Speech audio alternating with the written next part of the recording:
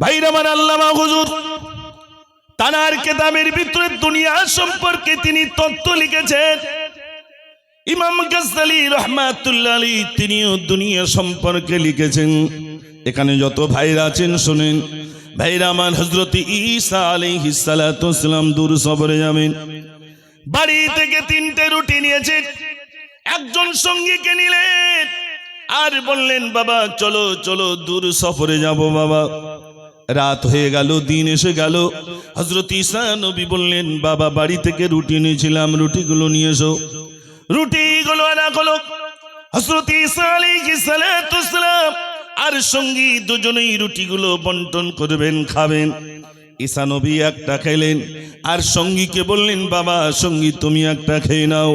আর একটা রুটি রেখে দিলেন, বাবা ক্ষুধা পেলে তৃতীয় রুটিটা আমাকে দিও। ও সোনার ভাইরা, মন দিয়ে শুনবেন। রাত পার হয়ে গেল, পুনরায় দিন চলে এলো, রাত এসে গেল। ঈসা নবী সঙ্গীকে ডাক দিয়ে বললেন, সঙ্গী রে, গত রাতে 3টে রুটি খেয়েছি, 3টে রুটি এনেছিলাম, 2টো রুটি খেয়ে নিলাম, একটা রুটি তোমাকে রাখতে বলেছিলাম, ওই রুটিটা তুমি দাও।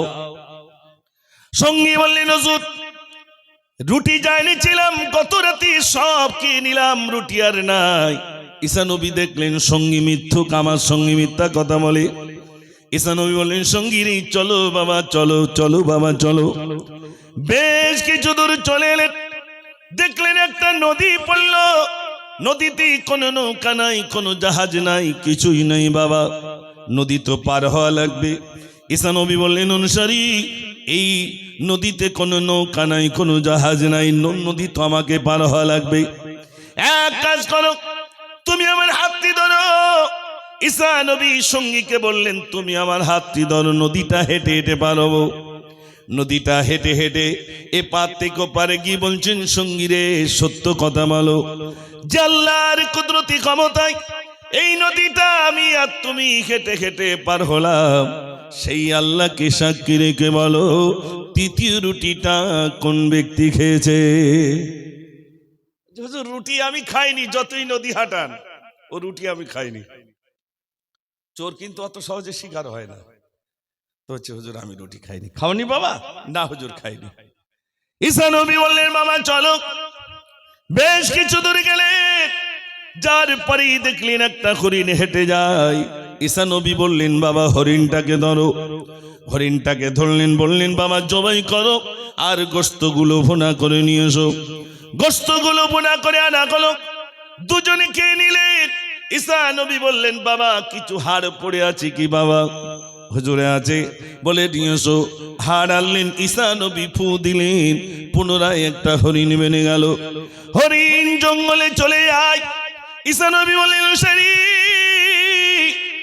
আল্লাহর কুদরতি ক্ষমতায় একটা হরিণ ধরলাম, জবাই করলাম, গোশতগুলো ভুনা করে খেয়ে নিলাম, অবশিষ্ট হাড়ে ফু দিলাম, আবার পুনরায় হরিণ বেড়ে গেল। যে আল্লাহর কুদরতি ক্ষমতায় এমনটি হলো, সেই আল্লাহকে সাক্ষী রেখে বলো তৃতীয় রুটিটা কোন ব্যক্তি খেয়েছে। হুজুর ওই একবার নদী হাঁটাচ্ছেন, একবার হরিণ তৈরি করছেন, বলছি তো আমি রুটি খাইনি। খাওনি বাবা? না হুজুর খাইনি। ঈসা নবী দেখলেন এ তো শিকার হয় না, ঠিক আছে চলো বাবা। ভাইরা আমার, বেশ কিছু দূরে গেলেন। ঈসা নবী বললেন, বাবা কিছু মাটি নিয়ে এসো। মাটি আনলেন, মাটিটা 3 ভাগে ভাগ করলেন, 3টে দোলা করলেন। ঈসা নবী ফু দিলেন, মাটি আর মাটি নাই, সোনা হয়ে গেল।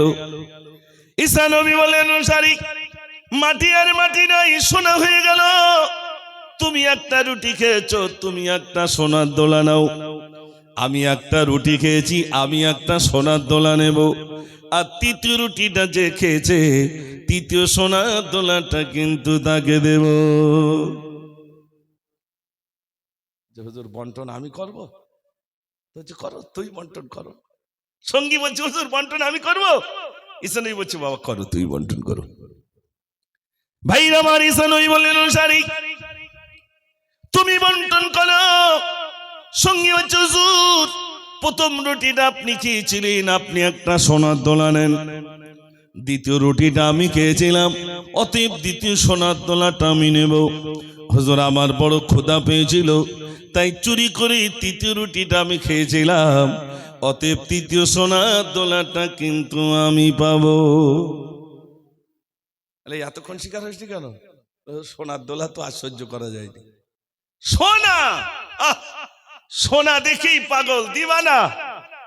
ঈসা নবী বললেন, দুটো সোনা নিয়ে তুই যখন পেয়ে গেলি, আমি আর একটা নিয়ে করবো, এটা ওকে তোকে দিয়ে দিলাম। তাহলে কটা সোনার দোলা হলো ভাই? তিনটে সোনার দোলা ওর সঙ্গী পেল।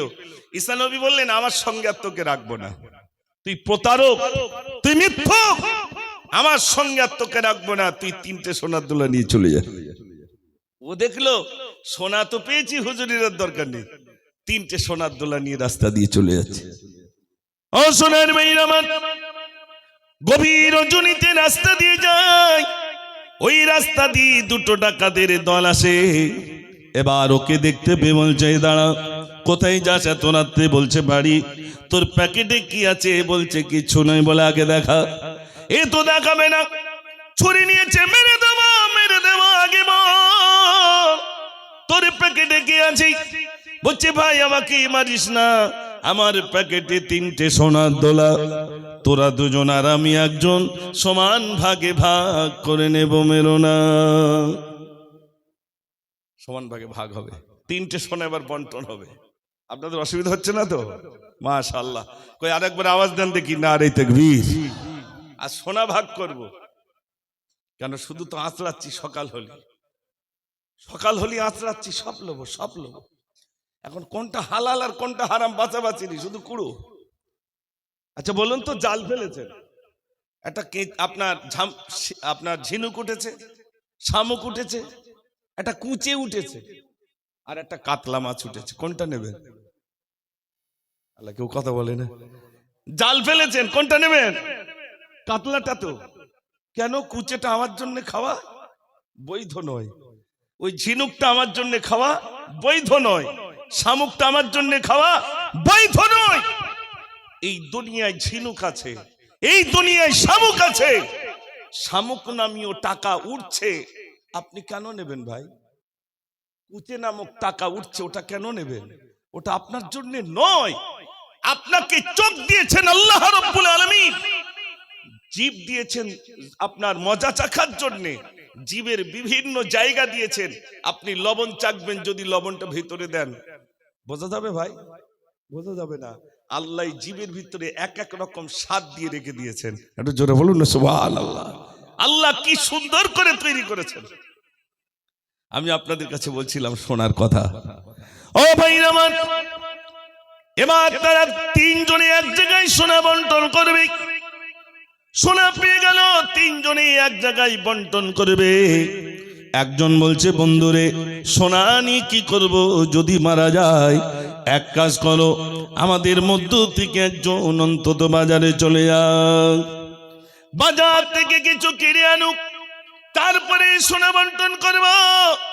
যেজন বাজারে চলে গেল, সেজন দোকানে গিয়ে, হোটেলে গিয়ে বলছে, ভাই আমাকে কিছু খাদ্য দেন। নিজে খেয়ে নিলেন, আর বললেন দুটো প্যাকেট বানিয়ে দেন, দুটো পার্সেল করে দেন। দুটো পার্সেল করে দেওয়া হলো।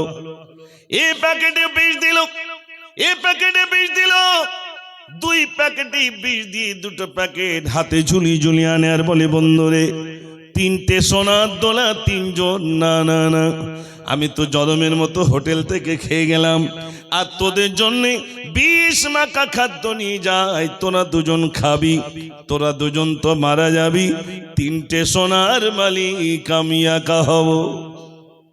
ও টার্গেট সোনা আমি নেব।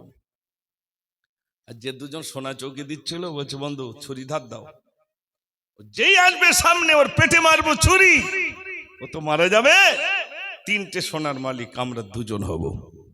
এখন সোনাকে পাই, সোনা পাওয়ার লড়াই। কে পায় সোনা? আমার যুবক ভাইরা, আজকেই জলসায় আমি, আল্লাহ পাক বিভিন্ন জায়গায় নিয়ে যান, সেটা আপনারা কম বেশি জানেন, কিন্তু গ্রামে যখন দাওয়াত পড়ে না, তখন কলিজা ঠান্ডা হয়ে যায়। মাশাআল্লাহ, যে গায়ের মানুষ ডেকেছেন, বিশেষ করে এই পাড়ায় যখনই ডাকে আমি তখনই প্রস্তুত। তবে আমি বলি যে আমার খালি থাকলে ইনশাল্লাহ আমি যাব, অবশ্যই যাব। আপনার গায়ের মানুষ, আপনার দোয়া করেছেন, তাই আল্লাহ আমাকে কিছু বলার সুযোগ দিয়েছেন। আপনার যদি দোয়া না করতেন তাহলে আমি এই জায়গায় উঠতে পারতাম না। আপনার আমার জন্য প্রচুর দোয়া করেছেন। তবে বিরোধী কিছু থাকবে, আমার বিরুদ্ধে বলবে, নইলে প্রচারটা হবে কি করে? আমার বিরুদ্ধে মাস্টান্ডে যদি না বলে আপনার আকর্ষণ বাড়বে না। আল্লাহ রসুলের বিরুদ্ধে কাফেররা গিয়ে বলতো, আমার একটা ভাই পড়িয়েছে, কি বিড়বিড় করে বলে, কিচ্ছু বুঝতে পারিনি, খবরদার যেন তোমরা যেও না।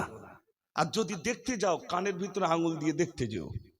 ওরা মনে করে পাগল, কিরকম পাগল। আচ্ছা, আপনার যদি এই আমাদের এখানে কারোর সঙ্গে যদি বলে বাস স্ট্যান্ডে একটা পাগল এসেছে, খবরদার যেন দেখতে যাসনি, বলুন তো লোক বেশি যাবে না কমবে? ওই যেহেতু মানা করিয়েছেন, মানে আরো বেশি যাবে। এখন কাফেররা সব মানা করলো, আমার ভাই পর্যন্ত দেখতে যেও না। এখন ওরা বলছে কিরাম পাগল, চল কানে আঙুল দিয়ে দেখে আসি। ওরা পাগল দেখতে এসছে, কানে আঙুল দিয়ে পাগল দেখতে চলে। এই মানুষটা পাগল হতে পারে? চুলগুলো এত সুন্দর আর চেহারা তো যেন চমকাচ্ছে, এই মানুষটা কি পাগল হতে পারে? ভাবে না ভাই? মানুষ দেখে ভাবছে এই মানুষটা কি পাগল হতে পারে? এত সুন্দর চেহারা, নুরানি চেহারা, তানার দেখতে এত সুন্দর। পাগল তো দেখেছি, বস্ত্র হয় ছেঁড়া, চুলগুলো এলোমেলো, গায়ে থাকে কালি ঝুলি, এই মানুষটা কি পাগল হতে পারে? কান থেকে হাত নেমে যাচ্ছে আস্তে আস্তে। আমার রাসূল পড়ছিলেন কোরআন শরীফ, এই কোরআনের আওয়াজ তাদের কানে যেই পৌঁছে গেছে, ওইখানে দাঁড়িয়ে পড়ে নিয়েছে লা ইলাহা ইল্লাল্লাহু মুহাম্মাদুর রাসূলুল্লাহ সাল্লাল্লাহু আলাইহি সাল্লাম। একটু জোরে বলুন সুবহানাল্লাহ। তাহলে বিরোধী থাকবে। আমার রাসূলের যত বিরোধিতা করেছে মানুষ তত ইসলাম কবুল করেছে। মুজাফফরের যে বিরোধিতা থাকবে না তা নয়, যার কারণে একদিকে মানুষ দোয়া করে গেছেন, আরেক দিক দিয়ে মানুষ বিরোধিতা করেছেন। কেন? আল্লাহ যাতে আমাকে আরেকটু আগে দিয়ে যান। আগে একটা মাদ্রাসার পরিচালনা করার দায়িত্ব গায়ের মানুষ দিয়েছিলেন, এখন দুটি মাদ্রাসা পরিচালনা করার দায়িত্ব এই গায়ের মানুষ দিয়েছেন। আলহামদুলিল্লাহ, এটা আল্লাহর দয়া। আমাদের মসজিদে আমি সেদিন দাঁড়িয়ে জুমার দিনে বলছিলাম, আপনাদের জন্য আমি দুটো জিনিস রেখে যাচ্ছি। আজ মুজাফফর মারা যাব, মরণ প্রত্যেকের হবে, আমি মরে যাব, রাস্তা দিয়ে যাবেন, দুটি প্রতিষ্ঠান দেখতে পাবেন, একটা ছেলেদের একটা মেয়েদের। ওটা দেখে দোয়া হবে না হবে না ভাই? একটু জোরে বলে। ওটা দেখবে আর মনে হবে ও চলে গেছে, কিন্তু দুটো শিক্ষাঙ্গন রেখে গেছে। এক জায়গায় মহিলারাও শিখবে আর এক জায়গায় ছেলেরাও শিখবে। কি শিখবে? না দ্বীন শিখবে, ইসলাম শিখবে, কোরআন শিখবে, শরীয়ত শরীয়ত শিখবে, হালাল আর হারাম শিখবে। একটু জোরে বলুন না সুবহানাল্লাহ। আজ কেন মানুষ নোংরা কাজে? এটা তো একটা মাদ্রাসা, এটা কয়েক ঘন্টার মাদ্রাসা। ওটা যেমনি মাদ্রাসা এটাও মাদ্রাসা। এটা বলা যায় স্কুল, এটা বলা যায় কলেজ, এটা বলা যায় ইউনিভার্সিটি। এখানে এরকম নয় যে এখানে শিক্ষা পাবেন না। এটা হলে দাদা হুজুর পীর কেবলা রহমাতুল্লাহ আলী তিনি কায়েম করেছিলেন এই কয়েক ঘন্টা মাদ্রাসার। আজ সারা পশ্চিম বাংলার, হিন্দুস্তানের দিকে দিকে আলহামদুলিল্লাহ এই নসিহত চলছে, আর কিয়ামত পর্যন্ত তা জারি থাকবে ইনশাআল্লাহ। একটু জোরে বলুন না সুবহানাল্লাহ। কেননা রাসূল বলেছিলেন, বাল্লিগু আন্নি ওয়ালাউ আয়া, আমার পক্ষ থেকে যেটা তোমরা শিখেছো মানুষের কাছে পৌঁছে দাও। সাহাবায়ে কেরাম আজমাইনগণ জানার উটটা যেদিকে ছিল তিনি সেদিকে ফিরে ইসলামের দাওয়াত দিতে গিয়েছিলেন। ভাইরা, নিজের কথা ভাবেননি, ছেলের কথা ভাবেননি, বিবির কথা ভাবেননি, কওমের কথা ভাবেননি, শুধু ভেবেছেন আমার জাত, আমার কওম কিভাবে উপকৃত হবে, মানুষ কিভাবে আল্লাহমুখী হয়ে যাবে, মানুষ কিভাবে মসজিদমুখী হয়ে যাবে, মানুষ কিভাবে রাসূল প্রেমিক হবে, মানুষ কিভাবে আল্লাহ ভীরু হবে। ছিল তানাদের মেহনত। পৃথিবীর প্রান্তে প্রান্তে আস্তানাদের কবর হয়ে গেছে। ভাইরা, আজ এখানে আপনার যেন উপস্থিত হয়েছেন, খুব ভালো লাগছে আলহামদুলিল্লাহ। এখানকার যুবক ভাইরা অধিকাংশ বিভিন্ন জায়গায় সব কারবারে লিপ্ত, সব কারবারে লিপ্ত। অধিকাংশ সব ওই চাউমিন তৈরি করে, মোগলাই তৈরি করে, সবাই লিপ্ত, প্রতিটা কাজে কাজে আলহামদুলিল্লাহ নিয়োজিত, কর্মের ভিতরে নিয়োজিত। আল্লাহ কি করেছেন দেখেন, কত সুখে রেখেছেন, কত ভালো রেখেছেন। তার ভিতর দিয়ে সুন্দর ইন্তজাম করেছেন, একটা জলসার মেহফিল করেছেন। এত প্যার করেন, আমার জীবনের ছোট্ট কথা আপনাদের কাছে বলছি। ছোটবেলায় গ্রামে দিতাম সেহরি পার্টি অনুষ্ঠান। এই সেই পাড়াটা, যে পাড়ায় মায়েরা পর্যন্ত ওয়াকাতরে ইসলামের জন্য দান করে দিয়েছেন, আলহামদুলিল্লাহ প্রচুর পরিমাণ অর্থ দিয়েছেন। এটা অস্বীকার করতে পারবো না। কেউ যদি অস্বীকার করে আমি মনে করব সে মিথ্যুক, সে মিথ্যা কথা বলছে। এই গায়ের মায়েরা প্রচুর পরিমাণ দিয়েছেন, আলহামদুলিল্লাহ। এখানকার যুবকেরাও প্রচুর পরিমাণ অর্থ দেন। তাদের এই অর্থেই এই সুন্দর গড়ে উঠেছে জলসা। আমরা দোয়া করি আল্লাহ পাক যেন তাদের এই সুন্দর অনুষ্ঠানকে যেন কবুল করেন, ইসলামের উপরে যেন ইস্তেকামাত রাখেন। সবাই বলুন আমিন। আজকে তারা দেখিয়ে দিয়েছে এই জলসায় একটা দোকান তারা বসতে দেয়নি। কেন? তারা বুঝেছে আমাদের মেয়েরা ওই দোকানেই তো যাবে, আমাদের মা, আমাদের বোন, আমাদের মেয়েরা ওখানে যাবে। তারা কুকর্মে নিয়োজিত হবে, নোংরা কাজে নিয়োজিত হবে। আপনারা হয়তো বলবেন তাহলে মুজাফফর ভাই তোমার ওখানে মিলাদ হলি তুমি দাও কেন? আসলে না, আমাদের ওটা হলো প্রতিষ্ঠানের একটা জলসা। এই প্রতিষ্ঠানের জলসায় অনেক সময় কিছু দোকানদার বাইরের মানুষের আগমন ঘটে। আমি সেখানে চায়ের স্টল করি, পানের স্টল করি, কফির স্টল করি, প্রত্যেককে ছোলা মুড়ির ব্যবস্থা, আবার তাহিরির ব্যবস্থা, আলহামদুলিল্লাহ এগুলো করি। কিন্তু পিছনে তাকাই না টাকা কোথা থেকে আসবে। আল্লাহ ব্যবস্থা করে দেন, বিশ্বাস করুন। লক্ষ লক্ষ টাকা খরচা হয়, আল্লাহ তার ব্যবস্থা করে দেন। অনেকে আমার বলে ও সব বাইরের থেকে সব মালমাত্তা আসে, এরকম বলে না ভাই, সব বাইরের থেকে আসে।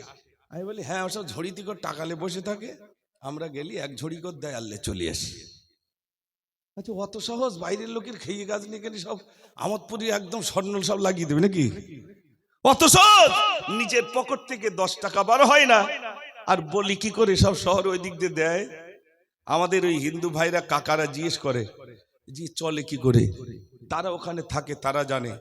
যারা ওই মিথ্যুক, যারা বাস স্ট্যান্ডে বিভিন্ন জায়গায় গিয়ে ইসলামের বিরুদ্ধে কথা বলে, তাদের বলবেন আমোদপুরের ওই কাকারা মাথায় করে চাল নিয়ে মাদ্রাসায় নিয়ে যায়। আমোদপুরের ওই কাকিমারা টাকা দিয়ে যায় মাদ্রাসায়।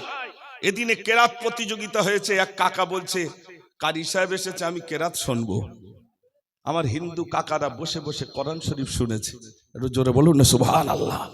আর মুসলমানের কানের ভিতরে সীসা লাগানো, ও বেটা যায়নি, ও যায়নি। আল্লাহ হিন্দু ভাইকে পাঠিয়ে দিয়েছেন, যা তুই কোরআন শোন। এর বেঁচে থাকতে শুনতে দেব না, ওর মরণের পরে ওর কানের ধারে শুনিয়ে তারপর বাড়ি পাঠাবো। এই জন্য ভাইরা রাগ করবেন না আপনারা। আজ দুটি কথা আপনাদের বলে যাই। আপনি আমাদের ভাই, আপনি আমাদের স্বজাতি। ছোট্ট একটা দৃষ্টান্ত দিচ্ছি, কেন এত কথা বলেছি। সোনা কিন্তু সেখানে আছে, ভাগ এখনো করিনি। সোনা ভাগ করে তারপর বাড়ি যাবো ইনশাল্লাহ। একবার জোরে আওয়াজ দেন দেখি, নারে তাকবীর।